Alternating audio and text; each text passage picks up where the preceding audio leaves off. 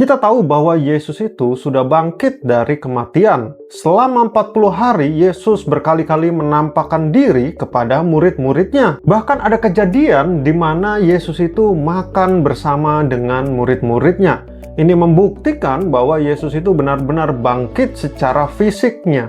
Tapi pertanyaannya, kenapa Yesus naik ke surga? Bukankah kalau Yesus tidak naik ke surga, malahan dia bisa meyakinkan orang-orang bahwa dia itu benar-benar bangkit, sehingga orang akan banyak percaya kepada dia. Karena itu di video kali ini kita akan melihat kenapa Yesus harus naik ke surga, dan kenapa Yesus mengatakan bahwa ini adalah lebih baik apabila aku pergi. Jadi jangan skip video ini, tonton terus sampai habis. Mari kita mulai. Alasan pertama kenapa Yesus naik ke surga adalah supaya Roh Kudus itu bisa turun. Di Yohanes 16 kita bisa temukan bahwa Yesus itu mengatakan kepada muridnya adalah lebih baik kalau dia pergi. Karena kalau dia tidak pergi, maka dia tidak bisa mengutus Roh Kudus. Sekarang coba kita pikirkan, kenapa Yesus mengatakan itu lebih baik? Jadi selama Yesus hidup di bumi dalam tubuh kemanusiaannya, dia hanya bisa berada di satu tempat dalam satu waktu. Misalnya dia ada di Galilea, dia tidak bisa berada di Yerusalem dalam waktu yang bersamaan.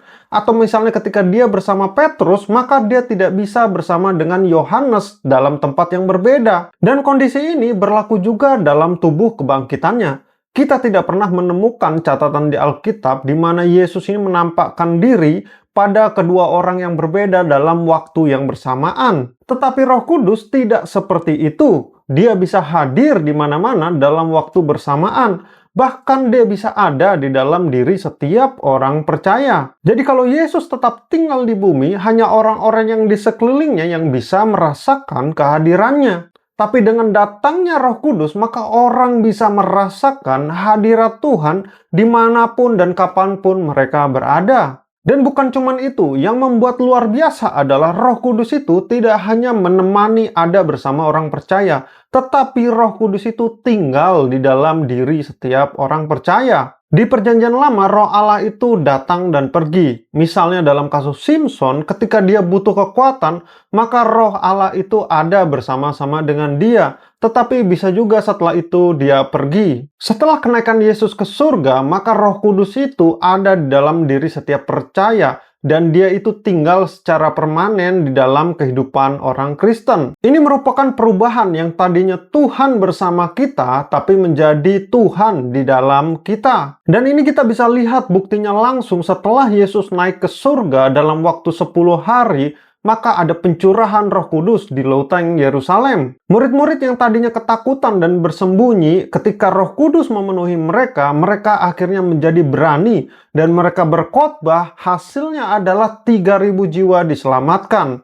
Itulah kuasa Roh Kudus. Jadi alasan pertama kenapa Yesus harus naik ke surga adalah supaya Roh Kudus itu bisa turun dan tinggal di dalam diri setiap orang percaya. Kehadiran Allah tidak lagi terbatas oleh waktu, melainkan bisa hadir di mana-mana, bahkan memimpin kehidupan setiap orang percaya. Alasan kedua adalah Yesus pergi untuk mempersiapkan rumah bagi kita. Di Yohanes 14, Yesus mengatakan bahwa ada banyak tempat tinggal di rumah Bapaknya, dan dia pergi untuk mempersiapkan rumah bagi kita. Jadi Yesus naik ke surga bukan tanpa tujuan, tetapi dia memiliki misi yang jelas, yaitu untuk mempersiapkan tempat tinggal kita di surga. Dan yang menarik adalah perkataan Yesus ini sangat familiar di pendengaran murid-muridnya. Kenapa? Karena dalam tradisi pernikahan Yahudi, ketika seorang mempelai laki-laki ini sudah bertunangan dengan mempelai wanita, dia akan pergi kembali ke rumah bapaknya. Bukan untuk meninggalkan, melainkan untuk membangun dan menyiapkan rumah bagi mereka berdua. Dan ketika semuanya sudah siap, barulah dia datang untuk menjemput kembali mempelai wanitanya. Nah, ketika Yesus mengatakan, "Aku akan pergi mempersiapkan tempat bagimu," murid-muridnya langsung paham dengan gambarannya. Yesus sedang berbicara seperti mempelai laki-laki yang sedang mempersiapkan rumah bagi mempelai wanitanya. Dan siapakah mempelai wanita ini?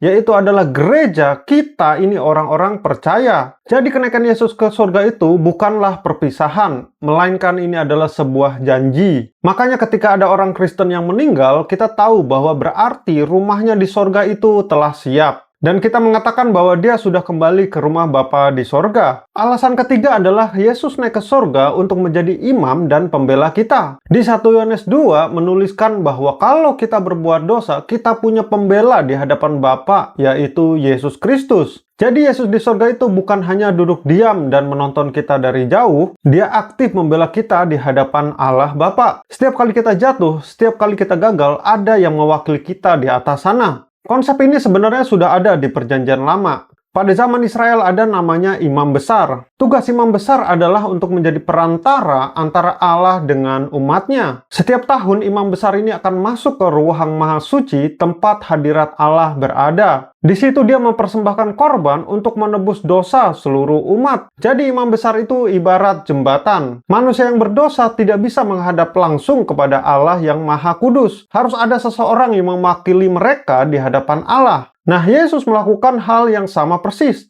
tapi bukan di dalam bait suci buatan tangan manusia. Yesus masuk ke hadirat Allah di sorga dan di sana dia menjadi perantara bagi kita. Kitab Ibrani menuliskan bahwa Yesus selalu hidup untuk mendoakan dan membela orang-orang yang datang kepada Allah melalui dia. Coba pikirkan apa artinya bagi kita. Ketika kita berdosa dan merasa tidak layak untuk datang kepada Allah, kita tidak perlu takut karena ada yang membela kita di sana. Dan bukan sembarang pembela, yang membela kita adalah Yesus yang pernah menjadi manusia, yang pernah merasakan apa yang kita rasakan, dan yang pernah dicobai seperti kita. Kita berani datang kepada Allah Bapa bukan karena kita sempurna, melainkan imam besar kita yang sempurna sudah mewakili kita. Alasan yang keempat adalah ketika Yesus naik ke surga, maka dia menerima kembali kemuliaan dia yang penuh. Di Filipi 2, Paulus mengatakan bahwa Yesus itu setara dengan Allah. Tapi ketika dia datang ke dunia, dia menanggalkan kemuliaannya. Dia mengosongkan dirinya dan mengambil rupa seorang manusia. Yesus yang adalah Allah mengambil rupa seorang hamba. Dia yang disembah oleh malaikat tapi lahir di palungan. Dia yang memegang segala kuasa membiarkan dirinya ditangkap, dihina, dan disalibkan. Hal itu dia lakukan adalah sebuah pilihan untuk menjadi juru selamat bagi manusia. Dan setelah misi penyelamatan itu selesai, maka Allah meninggikan dia kembali, memberikan kepadanya nama di atas segala nama. Kenaikan Yesus ke surga adalah momen di mana dia kembali ke tempat asalnya, duduk di sebelah kanan Allah dengan kuasa dan kemuliaan yang penuh. Bayangkan seperti ini, ketika ada seorang raja yang menyamar menjadi rakyat biasa untuk menyelamatkan rakyatnya, dia melepaskan jubah kerajaannya, melepaskan mahkotanya untuk hidup seperti rakyatnya. Dia menanggung penderitaannya, bahkan rela mati untuk mereka. Dan ketika misinya sudah selesai, dia kembali ke tahtanya. Itulah yang terjadi ketika Yesus naik ke surga. Dia kembali ke kemuliaannya karena misi penyelamatannya sudah selesai. Harga sudah dibayar lunas, dan sekarang dia duduk di tahta dengan kuasa dan kemuliaan yang penuh. Sehingga suatu saat nanti, semua lutut dan semua lidah akan mengaku bahwa Yesus Kristus itu adalah Tuhan. Jadi jika ada orang yang bertanya, kenapa Yesus naik ke surga? Bukankah kalau dia di sini lebih bisa meyakinkan orang lain?